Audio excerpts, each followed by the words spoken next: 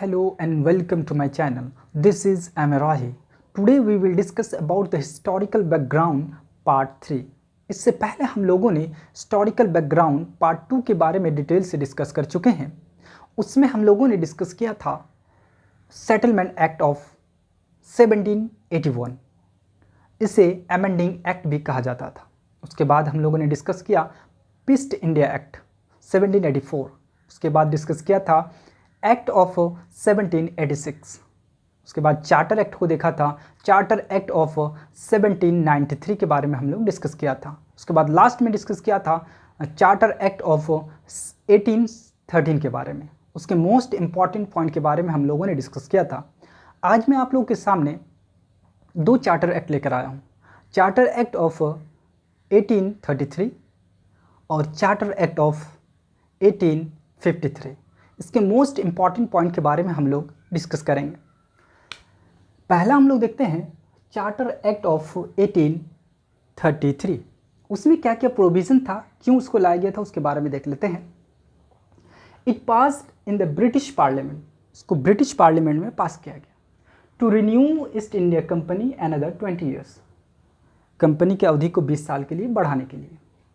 This act is also called Saint Helena act. इस act को Saint Helena act कहा जाता है. ठीक है, ये सेंट हेलेना एक आइलैंड है, उसके नाम पर इसको रखा गया था. Governor general of Bengal as the governor general of India. जो गवर्नर जनरल ऑफ बंगाल होता था उसको गवर्नर जनरल ऑफ इंडिया बना दिया गया. और पहला गवर्नर जनरल ऑफ इंडिया जो बना वो बना लॉर्ड विलियम वेंटिक, उसको बनाया गया. ठीक है, और यही गवर्नर जनरल ऑफ बंगाल अंतिम गवर्नर जनरल ऑफ बंगाल था. ठीक है, उसके बाद हम लोग देखते हैं it derive the governors of Bombay Madras of their legislative power. इस एक्ट के द्वारा क्या किया गया, जो गवर्नर था मद्रास और बॉम्बे का, उसका जो लेजिस्लेटिव पावर थी उसके पास, उस पावर को क्या किया गया, छीन लिया गया, उसको उससे वंचित कर दिया गया. उसके बाद नीचे हम लोग देखते हैं ended the activities of the East India Company as a commercial body. ठीक है, जितना भी एक्टिविटी था कॉमर्शियल बॉडी का उसको हटा दिया गया. And it become the purely administrative body, और ये प्योरली एडमिनिस्ट्रेटिव बॉडी बन गया. उसके बाद नेक्स्ट में देखते हैं हम लोग company lost its monopoly on trade with China and other parts. ठीक है, जितना भी कंपनी का जो मोनोपोली था वो सारा क्या हो गया, लॉस्ट हो गया. विद चाइना और अदर पार्ट्स के साथ करता था उसको ख़त्म कर दिया गया. उसके बाद नीचे देखते हैं introduce a system of open competition for the selection of civil servant. ठीक है, ओपन कंपटीशन का क्या किया गया, शुरुआत किया, इंट्रोड्यूस किया गया.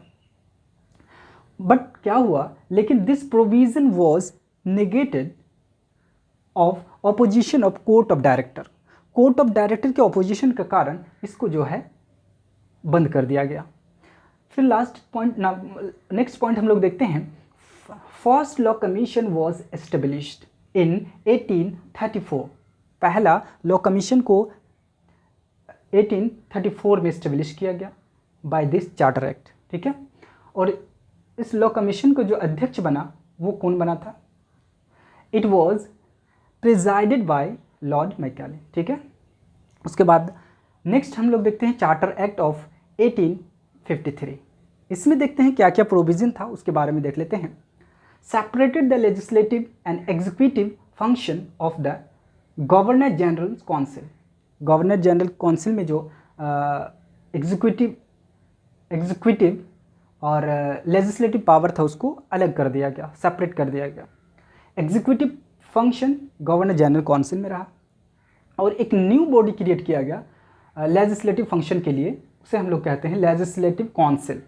इसको क्या है, मिनी पार्लियामेंट भी कहा जाता है. किसको, लेजिस्लेटिव काउंसिल को. इसमें 6 मेंबर होते थे. इसमें 6 मेंबर को जो कहा जाता था वो सुन लीजिए, 6 member called legislative councillor of the council. Legislative councillor कहा जाता था. ठीक है, और ये मेंबर का सिलेक्शन कैसे होता था वो देख लीजिए. All members appointed by local यानी provincial governments of Madras, Bombay, Bengal और आगरा की लोकल गवर्नमेंट जो था वो जो है इसका चुनाव करते थे 6 मेंबर का। नीचे देखते हैं, introduce an open competition system of selection and recruitment of civil. ठीक है, फिर एक ओपन कंपटीशन की शुरुआत की गई और उसमें जो है Macaulay committee was appointed in 1854। Macaulay committee को अपॉइंट किया गया किसके लिए? The committee on Indian civil service के लिए। ठीक है, और फिर नेक्स्ट क्या है कि extended east India company rule.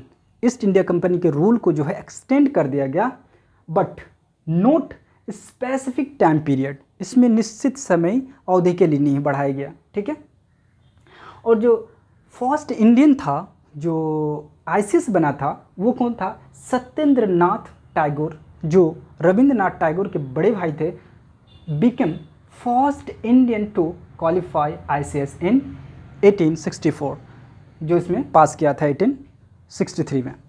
आइए हम लोग हिंदी में देख लेते हैं, जो मैं बहुत ही अच्छी तरह से इसको सजाया हूँ। ठीक है, आप दोनों के लिए, हिंदी मीडियम और इंग्लिश मीडियम के लिए मैंने इस तरह का वे अपनाया हूँ। देखिए यहाँ पे चार्टर एक्ट ऑफ 1833, इसके बारे में हम लोग तो डिस्कस कर चुके हैं, मैं उसको सिर्फ पढ़ देता हूँ। इस अधिनियम को ब्रिटिश पार्लियामेंट में पारित किया गया और ईस्ट इंडिया कंपनी की अवधि को 20 साल के लिए बढ़ा दिया गया। ठीक है, उसके बाद फिर हम लोग क्या करते हैं, इस अधिनियम को सेंट हेलेना अधिनियम भी कहा जाता है। ठीक है, उसके बाद नीचे देखते हैं, इस अधिनियम के द्वारा बंगाल के गवर्नर जनरल को भारत का गवर्नर जनरल बना दिया गया और भारत का पहला जो गवर्नर जनरल बना था वो बना था लॉर्ड विलियम वेंटिक, जो बंगाल का अंतिम गवर्नर जनरल भी था। ठीक है, आप इस चीज़ को याद रखेंगे, बहुत बार क्वेश्चन पूछा गया है। इस अवधि के द्वारा बॉम्बे मद्रास प्रेसिडेंसी के गवर्नरों की विधायी शक्ति को समाप्त कर दिया गया। ठीक है, जो लेजिस्लेटिव पावर था उसको समाप्त कर दिया गया। इस अधिनियम के ठीक है, इस अधिनियम के द्वारा ईस्ट इंडिया कंपनी को पूरी तरह से व्यापारिक कार्य से वंचित कर दिया गया। दैट इज केवल प्रशासनिक कार्य रहा इसके पास। ठीक है, खुली प्रतियोगिता शुरू किया गया, लेकिन बाद में इसे समाप्त कर दिया गया। क्यों? जो कोर्ट ऑफ डायरेक्टर था वो अपोज किया था बहुत, इसलिए उसको बंद कर दिया गया। पहला विधि आयोग का गठन किया गया 1834 में लॉर्ड मैकाले की अध्यक्षता में। ठीक है, चार्टर एक्ट ऑफ 1853 को देख लेते हैं। गवर्नर जनरल की परिषद के विधायी और प्रशासनिक कार्य को अलग कर दिया गया। ठीक है, विधायी कार्य हेतु 6 नए पार्षद जोड़े गए जिन्हें पार्षद कहा गया। ठीक है, 6 पार्षदों का चुनाव बंगाल, मद्रास, बॉम्बे एंड आगरा की स्थानीय प्रांतीय सरकारों द्वारा किया जाता था। ठीक है, खुली प्रतियोगिता का प्रावधान किया गया। ठीक है, इसमें खुली प्रतियोगिता का प्रावधान फिर किया गया। 1854 में भारतीय सिविल सेवा के लिए मैकाले समिति का गठन किया गया। ठीक है, इसमें नेक्स्ट पॉइंट देखते हैं, ईस्ट इंडिया कंपनी की अवधि को बढ़ाया गया लेकिन कोई निश्चित समय के लिए नहीं, और पहला आईसीएस जो बना था वो सत्येंद्र नाथ टैगोर बना था। ठीक है, तो आज हम लोगों ने डिस्कस किया चार्टर एक्ट ऑफ 1833 और चार्टर एक्ट ऑफ 1853। इसके मोस्ट इंपॉर्टेंट पॉइंट के बारे में हम लोगों ने डिस्कस किया। अगर आपको वीडियो पसंद आए तो सब्सक्राइब, लाइक एंड शेयर अवश्य करें। Thank you.